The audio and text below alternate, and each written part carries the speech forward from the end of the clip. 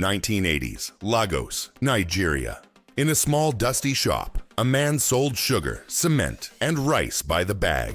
It looked simple, but that tiny business would one day build the richest black family on earth. Fast forward to 2025. Just 4 black families now hold over $50 billion combined, but only one sits at the top, richer than the rest, with power across Africa, America, and the world. This isn't just a story of money, it's a story of vision, risk, and unstoppable drive. From deep oil fields in Nigeria to tall glass towers on Wall Street, these families turned hard work into empires. Their names may not be in history books, but they're shaping history anyway. But which family truly wears the crown? And what secret helped them rise while others watched? In this video, we'll uncover 4 billionaire dynasties and reveal the one family that stands above them all. The world was changing in the 1990s. In both Africa and America, something new was rising. The beginning of real black wealth. In Nigeria, oil began to boom. In America, computers and the internet opened doors for new tech leaders. For the first time, black families were not just working in these industries. They were starting to own them. It was a time of hope and possibility. It showed millions of people that black dynasties were no longer just a dream. By the mid-90s, oil made some Nigerian families millionaires overnight, while in the US, tech created young, powerful business minds. Imagine standing in that time and being told, in 30 years, black families will own billions, build empires, and shape the future of entire nations. But here's the truth. Only a few crossed that line. Only a few turned wealth into lasting power, into something their children and grandchildren would inherit. And those few would lead the way for the rest. So now the question is, who was the first to rise into this new billionaire era? In the 1990s, deep under the soil of Nigeria, Mike Adenuga found something powerful: oil. Through his company, Conal Producing, he struck black gold and made his first millions. But he didn't stop there. By the early 2000s, Adenuga saw a new wave coming: telecom. He launched Globacom, a company that would soon become Nigeria's second-largest mobile network. It spread across West Africa, connecting cities, towns, and even remote villages. Thanks to his vision, millions of people could call, text, and connect, many for the first time. From Lagos to Accra, families spoke through networks Adenuga built. It wasn't just business, it was change. By 2025, the Adenuga family had built a fortune worth $6.8 billion. That made them one of Africa's most powerful dynasties. But as big as that number sounds, it was just the beginning. Because in the world of black wealth, one question still remained. Could someone outside Africa climb even higher than Adenuga?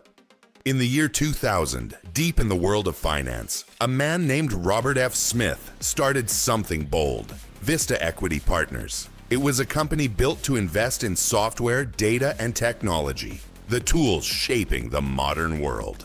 Over the next 20 years, Vista grew into a giant, managing over $100 billion in assets. Every time a business used software to run its work, chances were Vista had invested in it. From small tech firms to global platforms, the Smith family's fingerprints were everywhere. Robert F. Smith came from humble beginnings, but he rose to become the most powerful black man in global finance. By 2025, the Smith family was worth $11.1 billion.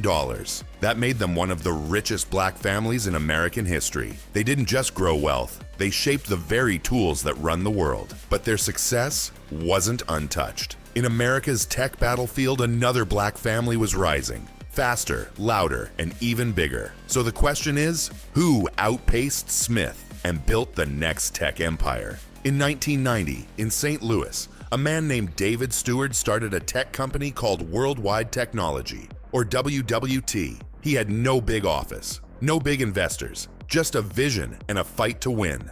At the time, Stewart faced debt, challenges, and very few people believed in a black man leading in technology, but he kept going.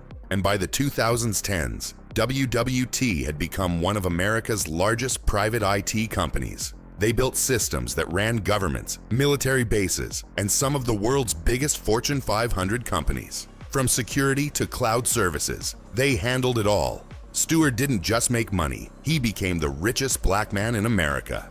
By 2025, the Stewart family reached a net worth of $11.4 billion. They proved that black excellence in tech could grow from nothing into global power. But even with all that success, there was still one family that no one could pass. One family whose roots ran deep in Africa's oil, factories, and power plants. So the question is, who was powerful enough to eclipse both Smith and Stewart? In 1981, a young man named Aliko Dangote stood in the heat of Lagos, Nigeria. He borrowed $3,000 from his uncle, not to buy gold or land, but to sell rice, sugar, and cement. That small shop didn't look like a fortune, but it would soon become the heart of Africa's largest business empire. He called it the Dangote Group. Year by year, he traded more, hired more, and built more. His dream was bigger than profit. It was to build Africa's future with his own hands. By the early 2000s, one piece of that dream exploded in size: Dangote Cement. It didn't just sell cement, it dominated the continent. From Ethiopia to South Africa, it became the backbone of roads, bridges, homes, and towers. Dangote wasn't just selling materials, he was building nations. He had become a billionaire, respected across Africa and beyond. But this wasn't the final chapter. There was still one move left. One secret project that would turn Dangote from a billionaire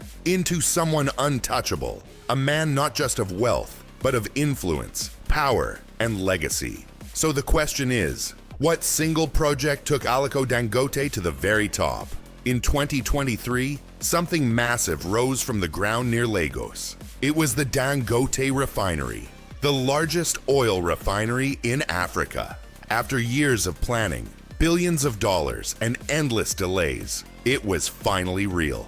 This one refinery could produce 650,000 barrels of oil every single day. It wasn't just a factory, it was a power shift. For the first time, Nigeria and much of Africa didn't need to depend on foreign oil companies. The fuel that powered cars, planes, and homes now carried the Dangote name. It gave the continent something it hadn't had in decades: control. Suddenly, Aliko Dangote wasn't just a billionaire, he became a national hero, a builder of independence. By 2025, his net worth shot up to $23.9 billion.